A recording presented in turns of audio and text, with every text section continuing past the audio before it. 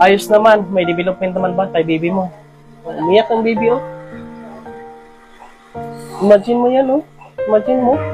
May mga nag-comment din doon na huwag mo daw ialog-alog yung baby. Yan, good morning mga kabayan. Nandito tayo uli sa bahay ni Ate Mary Jane.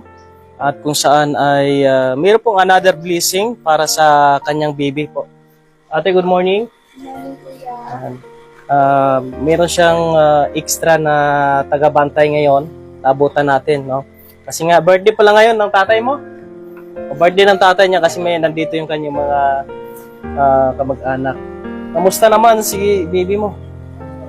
May development naman ba kay baby mo?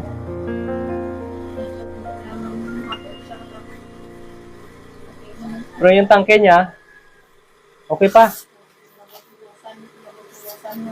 Pag maubos, baka naman... Pag naubos, bili ka agad. Mabuti naman. May pambili pa? Meron pa. So, ngayon, si Ate Sophia Begonia ay nag-share siya ng blessing para sa bata, para sa oxygen, at meron ka pa naman gatas, no? Meron pa naman. Saka may natira ka pang may mga blessing po na natin po.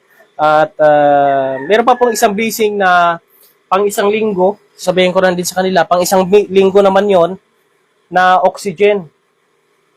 Yan po ay galing naman din po yon kay Ate Helen, kay Boss Helen Sikal. Nagbigay din po siya ng pang isang linggong oxygen at pambili din po ng gatas.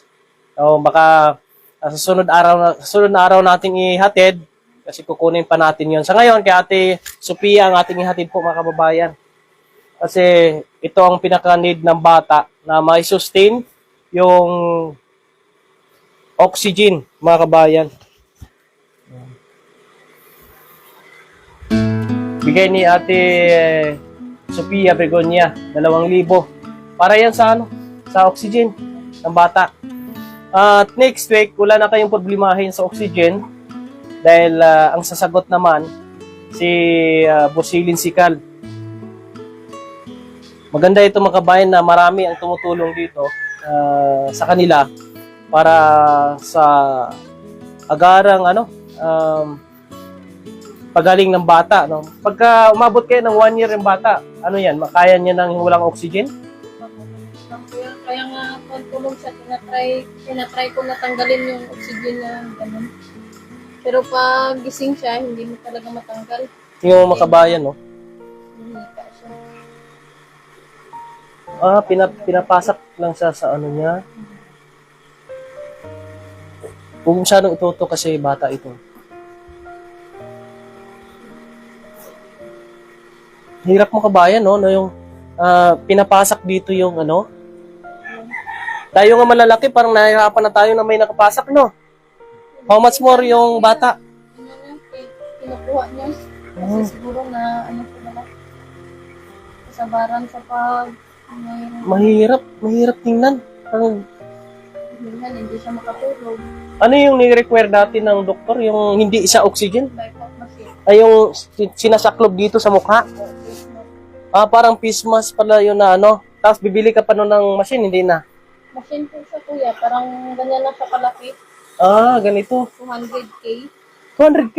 Oy, God, di natin kaya yun. Kaya nga, natagalan kami sa ospital.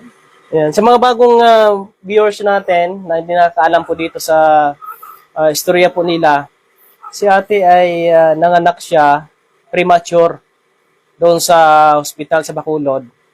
At 6 months sila doon. Umabot sila ng 6 months dahil yung bata ay premature at hindi pa kayang huminga, no? Kaya ay nakalagay ito sa sa hospital yung sinasabi mong machine. Yung BiPAP machine, nung kaya na ng bata humigop o gumamit ng oxygen, inilipat na sa oxygen, and then pinauwi na sila dito sa bahay nila. Kasi sa hospital daw, nahawaan daw ng TB yung bata. Kaya iniwas ng doktor na mas na mahawaan pa sila doon. Kaya mas pinili nila na dito na lang sa bahay nila alagaan. Kaya ngayon, hirap din ang buhay nila.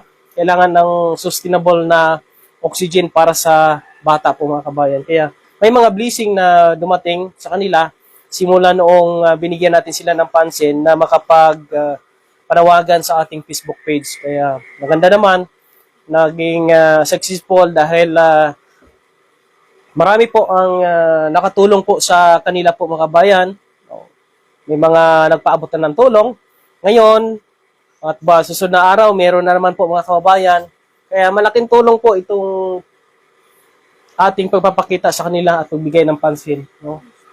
Pag gumaling to si Bibi, pag bibinyagan niya ito mga kabayan, maraming ninang ito. Magnininang yung mga tumulong dito. Sino man tumulong dito? Alistahan. Tapos siya nabinyagan. Ay, nabinyagan na pala ito. Ano? Ano namin agad na mabinyagan siya para Nabinyagan na pala, no? Marami siya namang nininang, no? Si Ate Imelda Bayani, yung nakaraan, nagpahatid po siya. Saka sa isang anonymous sponsors natin, nagpahatid din po siya. Ngayon naman, si Ate Sophia Bregonia. At susunod, si Boss Hilin Sikal na naman po, mga kababayan. Pang isang linggo na po yun. Wala na silang problemahin dito sa oxygen, mga kabayan. May mga blessing na dumating sa kanila. Umiyak ang baby, oh. Imagine mo yan, oh. Imagine mo.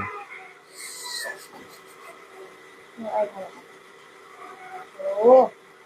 Nakaganon. Hirap tingnan, no? Ginaganyan mo siya. May mga nag-comment din doon na huwag mo daw ialog-alog yung baby. Ay, hindi naman siguro alog-alog yun. Hindi, yung ano lang, dinodoyan mo lang siya. Wala talaga ibang paraan po mga kabayan, no, para sa mabilis ang ano niya, pagaling, no. Kasi baby po siya. Wow. Ayan po kami lahat yung gamot niya. 5K. Saan galing yung gamot? Doon po sa Bigay ng tulog. ospital? Hindi po. Binili po talaga namin. May tumulong po dun sa amin sa Japan. Oh, Binigyan po kami nila ng pera. Kapili ng mga ganyan po. ito, machine? Opo. Tapos mga gamot niya. Mabuti naman. Tinulungan din po kami dun. Bago kayo lumabas sa ospital. Opo. Oh, grabe. May mga tumulong din po sa kanila doon nung paglabas sa ospital. At least, may mga ganun, Megno. Hanggang ngayon, nandito ka sa bahay nyo, may tumulong. Kaya malaking bagay na itong napuntahan natin siya. Kung hindi siya nag-message sa atin, hindi ko siya mapapansin po mga kabayan. Kasi sa napakarami pong nagme-message sa atin, tinitingnan ko talaga yung deserving. Yung bang, kasi maraming nagme-message na kunwari hingi, tapos hindi naman pala totoo. Kaya ayaw natin yan. Kaya gusto natin puntahan personally upang makita yung sitwasyon. Kaya ito ngayon, kita natin, may mga blessing na dumating po sa kanila. Ito naman ay, di ko alam kung inasahan nila ito na darating sa kanila. Nilagyan mo siya ng tip. Opo. Para hindi po matanggal. Minsan kasi ginaganon yung sa unang Ay, grabe ko. ay natatanggal. Hindi masakit din dito sa ilong niya. Kaya pinutulan ko nga yung host niya kasi mahaba. Grabe mga bayan. Sige. Yan naman, pang ano mo lang muna. May pambili pa naman kayo oxygen. Siguro, ibili mo lang muna ng ano yan. Gatas, diaper, madami pa naman. O, ikip mo lang. O, yung budget, tago mo lang, prepared mo lang. Basta sa pang next week, wala na kayong problemahin sa 5 tangke.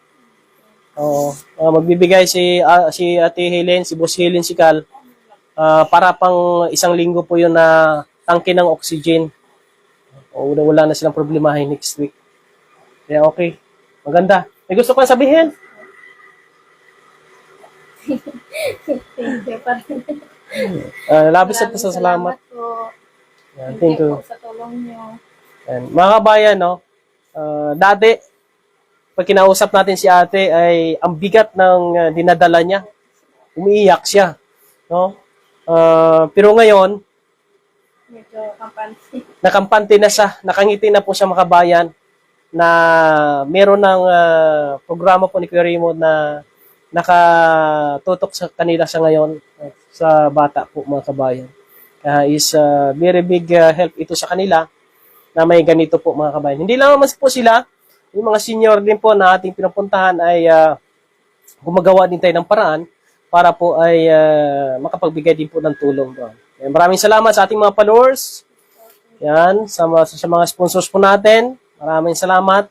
Kayo ang naging daan po, no, para ho ay matulungan po, no, itong bata.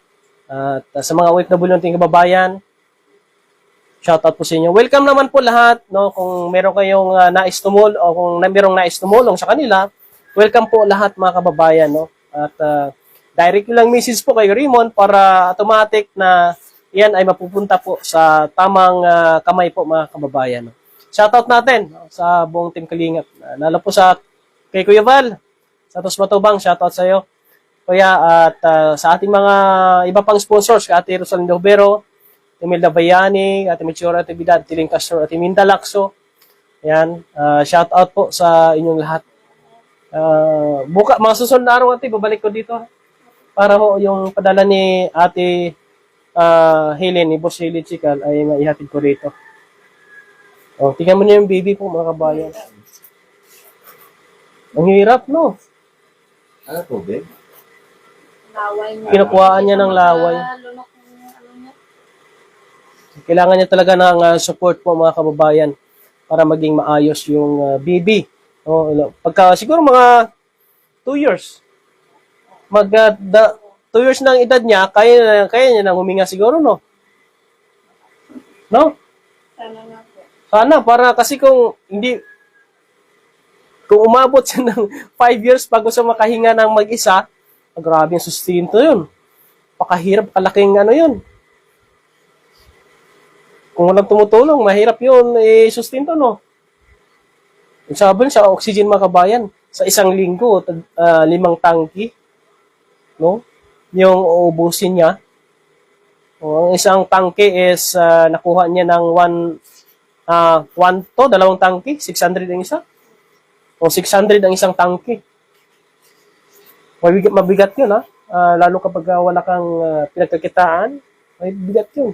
Lalo sa probinsya mga kabayan, hirap na hirap dito kahit na pangkain dito namin, pang bili-bili ng kung ano, ang hirap mga kabayan. Mas mahirap na meron kang ganun na ginagastusan.